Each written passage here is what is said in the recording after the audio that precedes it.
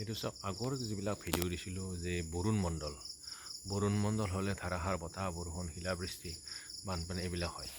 কিন্তু আজিৰ ক্ষেত্ৰত দেখা পাইছোঁ চাওক আমাৰ চন্দ্ৰটোৰ চাৰিওফালে ৰঙা হৈ আছে। চাওক চন্দ্ৰটোৰ চাৰিওফালে ৰঙা হৈ আছে। এইটো অৰ্থাৎ সূৰ্যমণ্ডল বুলি কয়। সূৰ্যমণ্ডল একদম ৰঙা হৈ আছে।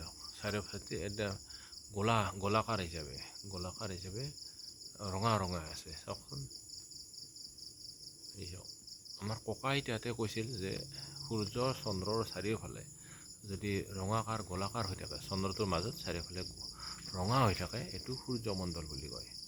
এই সূৰ্যমণ্ডল দিলে মানে বতৰ ভাল হয়, প্ৰখৰ ৰ'দ হয়, গৰম হয়, বতৰ ভালে থাকে, প্লাছ গৰমটো বেছি হয়, লগতে প্ৰখৰ ৰ'দ হয়, কিন্তু বতৰ ভালে থাকে।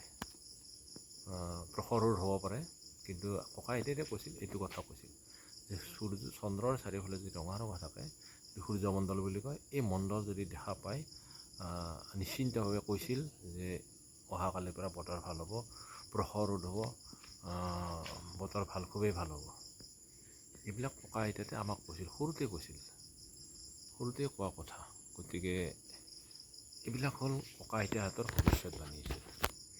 আমাৰ ককা আইতাহঁতৰ ভৱিষ্যতবাণী আছিল। এইবিলাক চাই তেওঁলোকে মানে ভাল বেয়াৰ ক'ব পাৰিছিল, বতৰৰ কথা ক'ব পাৰিছিল। সূৰ্য ওলোৱাৰ পিছত দুপৰীয়া টাইমত কিমান সময় হ'ব তাকো কৈছিল। ৰাতিপুৱা বেলিটো দেখি কৈছিল যে ৰাতিপুৱা ইমানমান হ'ব পাৰে। দুপৰীয়া আৰু ঠিক ঘৰৰ যিটো আধেলীয়াৰ চাহটো চাই পেলাই কৈছিল কিমান বাজে। এইবিলাক কিন্তু ককা আইতাহঁতে আমাক কোৱা কথা। সেই আমি সৰুতে কৈছিল, আমাৰ ককা আইতাক লগ পাইছোঁ, আমি একদম সৰুতে লগ পাইছোঁ। সেইবিলাক কথা এতিয়াও মনত আছে। গতিকে ককা আইতাহঁতৰ মানে কেনেকুৱা আছিল, এইবিলাক চাই বতৰৰ নিৰ্ধাৰণ কৰিছিল, ভাল বেয়া, ধুমুহা বতাহ বৰষুণ এইবিলাক আগজাননী পাইছিল। আৰু সেইটোৰ কাৰণে আজি ভিডিঅ'টো বনালোঁ, চাই কেনে পেলাই জনাব।